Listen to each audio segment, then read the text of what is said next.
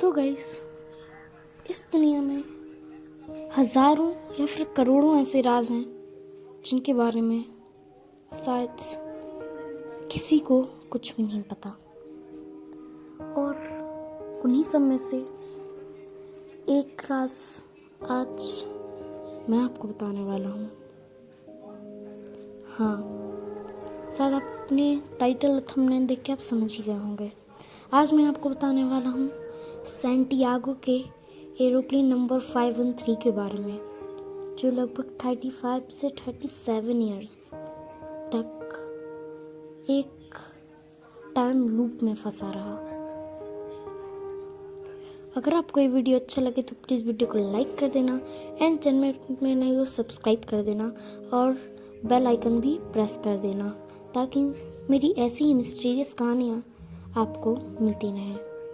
तो चलिए शुरू करते हैं सैंटियागो प्लेन 513 की कहानी।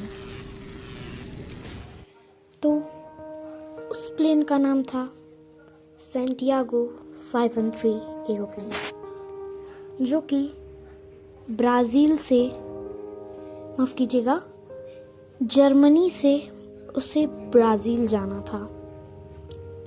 और उस जर्मनी से ब्राज़ील की जो दूरी का समय था एरोप्लेन से, वो सिर्फ 18 से 19 घंटे था।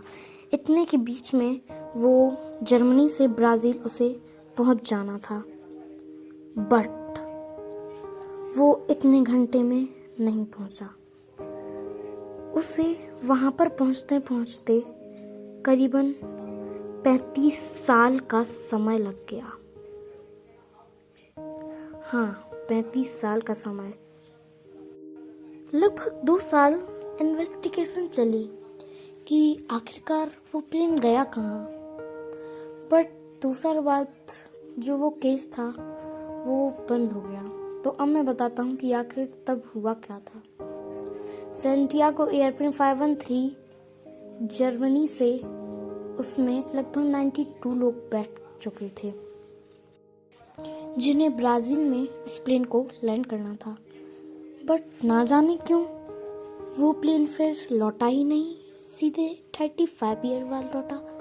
जब वो प्लेन वहाँ से उसने टेक ऑफ किया, तब तक तो सब कुछ ठीक था, बट टेक ऑफ करने के थोड़ी देर बाद जब उस प्लेन ने टेक ऑफ करने के बाद जो हमारा अटलांटिक ओशियन है, उसके ऊपर से उस प्लेन का संपर्क रडार से पूरी तरह से टूट गया। वहाँ के लोगों ने उससे वापस कनेक्ट होने की बहुत कोशिश की, बट फिर वो उससे कनेक्ट हो ही नहीं पाए। इन्वेस्टिगेशन चलती रही, लेकिन कुछ पता ही नहीं चला आखिरकार वो प्लेन कहाँ गया था, कैसे गया था, कुछ पता ही नहीं चला। बट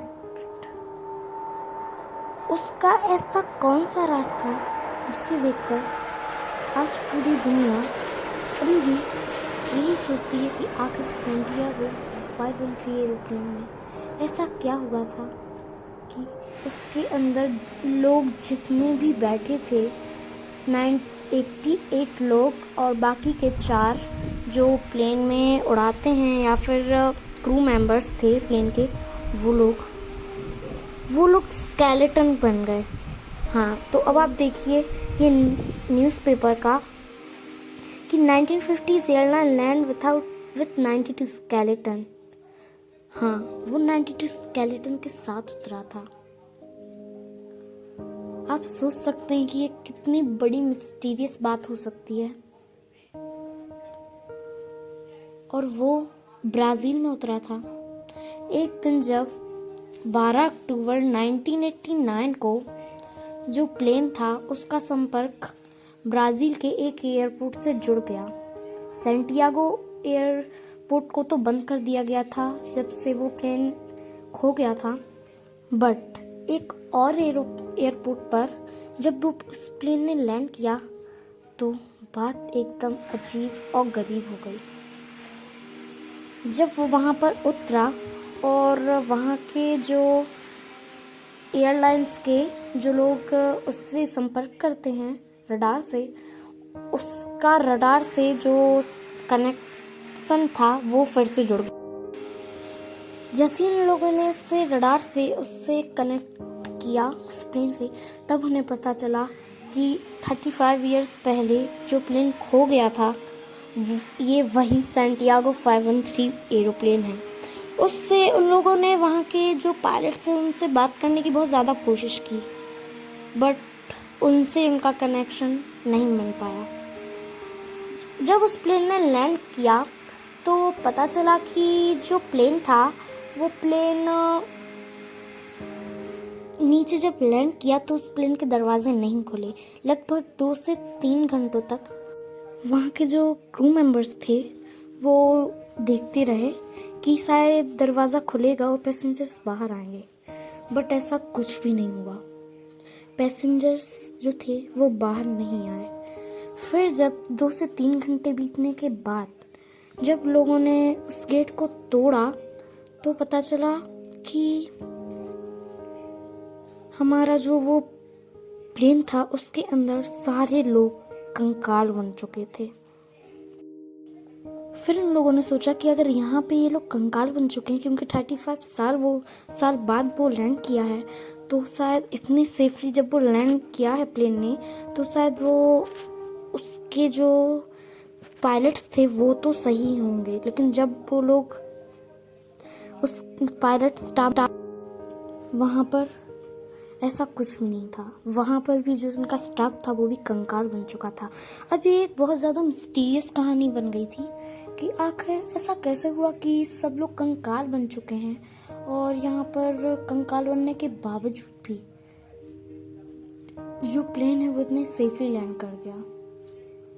ऐसा कुछ पेपर में नहीं आया था, पेपर में छपा हुआ नहीं था कि जो प्लेन है उसके अंदर कंकाल थे, क्योंकि ये जो सरकार थी उसको ऐसी बातें ऊपर नहीं करनी थी। बट आखिर वो प्लेन लैंड कैसे कर गया, क्या हुआ ऐसा? तो गाइस कहानी यहाँ पर ख़त्म नहीं हुई, बट आगे का जो वो मैं आपको इसकी और आगे की कहानी बताऊंगा वो इस वीडियो के अगले पार्ट में रहेगी।